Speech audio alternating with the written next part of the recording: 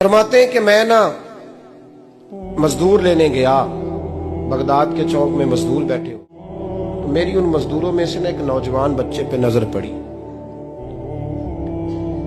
बड़ा कमजोर सा वजूद था, लेकिन चेहरे पर इबादत का निशान था। माथा बताता था कि नमाज का बड़ा ख्याल रखता है। मैं उसके करीब गया। चेहरे भी बड़ा कुछ बताते हैं ना, चेहरों में भी बड़ी रानाई होती है। फरमाते हैं मैं करीब गया, मैंने उसको कहा बेटे मजदूरी करोगे? तो कहने लगा मजदूरों में बैठा हूं तो हुजूर मजदूरी के लिए ही तो बैठा हूं। तो मैंने कहा कि चलो फिर। कहने लगा नहीं मेरी कुछ शर्तें।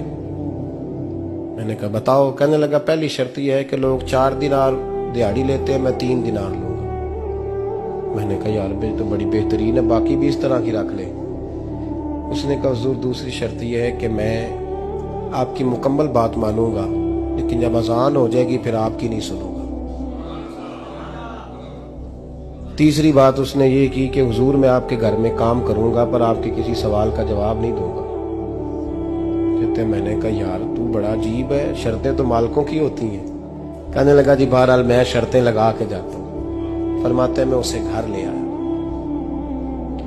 काम मैंने उसको बताया, तो जो काम मजदूर सारे दिन में करता है ना उसने 2 घंटे में ही कर दिया। हमारे मजदूर सिगरेट पीने में भी तो आधा घंटा लगाते हैं, वो चाय पीने जाएं तो पौना घंटा। वहां उनको भी तो दयानतदारी करनी चाहिए कि नहीं करनी चाहिए?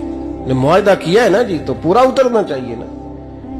कहते 2 घंटे में। अब काम जब बंदा शुरू कराता है तो काम और निकल आता है। कहते काम मैंने उसको और बता दिया, वो करने लगा। उसने मिट्टी निकाल के रखी थी बाहर रास्ते में, तो अजान हो गई जोर की।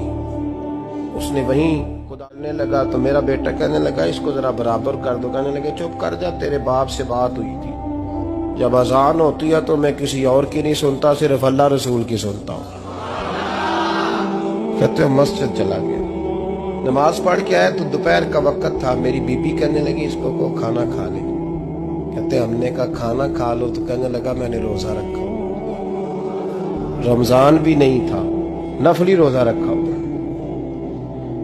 फरमाते हैं शाम हुई, मैंने 3 दिनार दिए, तो मैंने कहा तेरा नाम क्या है? कहने लगा मैंने आपसे कहा था मैं किसी सवाल का जवाब नहीं दूंगा। तो वो चला गया। अगले दिन मैं फिर लेने गया उसे, काम कुछ और निकल आए, तो लोगों ने बताया वो सिर्फ हफ्ते वाले दिन आता है। मैंने कहा क्यों? कहने लगे जी वो कहता है मेरा हफ्ते का खर्चा 3 दिनार है, जब 3 दिनार कमा लेता हूं तो बाकी सारा टाइम अल्लाह रसूल की जिक्र में गुजार दिया करता हूं। फरमाते हैं जी अगले हफ्ते में फिर लेने गया। मैंने पूरा हफ्ता इंतजार किया कि काम उसी से कराना है। मैं जब गया तो मैंने कहा चलो। कहने लगा मेरी शर्तें याद है ना? और मैंने कहा याद है भाई, साथ चल। फरमाते हैं काम कराया, 2-3 हफ्ते वो आता रहा। 1 हफ्ते में गया तो लोगों ने कहा हुजूर आज नहीं आया। क्यों? कहने लगे बीमार हो गए। कहाँ घर है? कहने लगे बगदाद के कब्रिस्तान के पीछे जो कच्ची आबादी है उसमें रहता है। फरमाते मैं गया, दरवाजे पे दस्तक दी तो कहने लगा हुजूर आप हैं? दरवाजा खोला है, आ जाइए।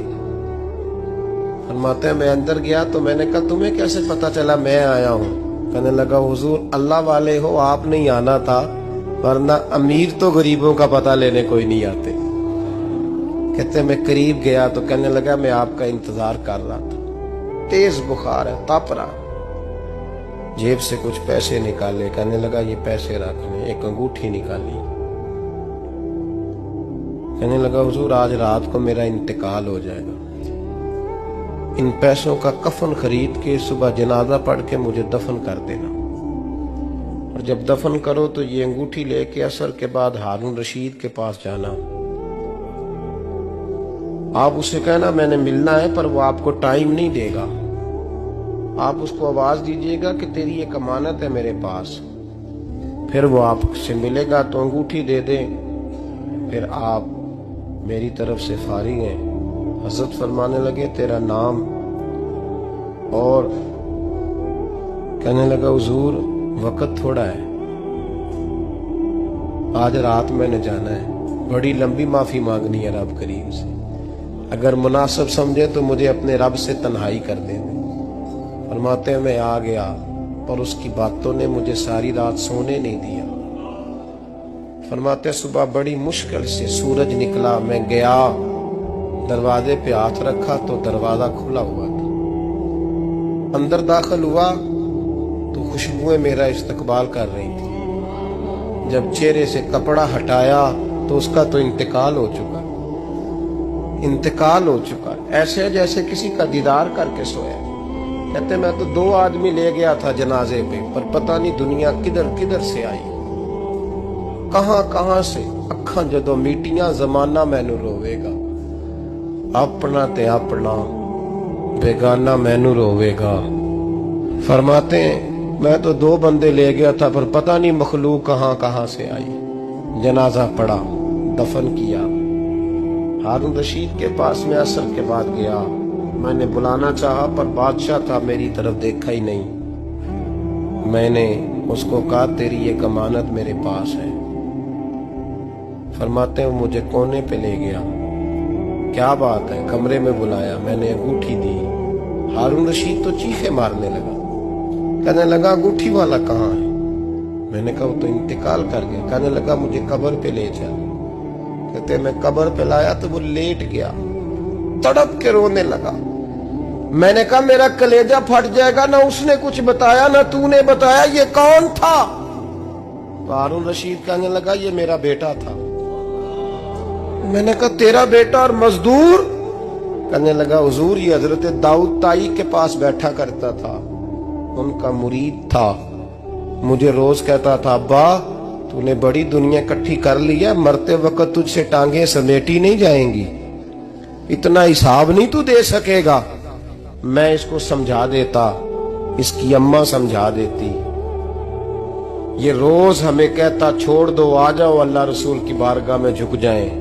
हम समझ। एक दिन ये चला गया, कहने लगा फिर तुम्हारा रास्ता और है और मेरा रास्ता और है। ये सोने की अंगूठी गलती से इसके पास रह गई, गलती से हीरे की अंगूठी चली गई। कहने लगा देखो मेरे बेटे ने आज वो भी वापस कर दी है।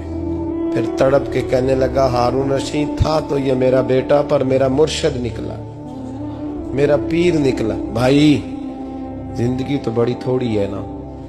बाबा साहब ने कहा था उठ फरीदा सुत्या, और दाढ़ी आ गया पूर, अग्गा नेड़े आ गया, पिछा रह गया दूर। उठ फरीदा सुत्या, खलकत वेखन जा, मते कोई मिल जाई बख्शिया ते तू ही बख्शिया जा। उठ फरीदा सुत्या, झाड़ू दे मसीत, तू सुते रब जागदा, तेरी डाडे नाल परीत। मेरा रब हमें भी अपनी बारगाह में कबूल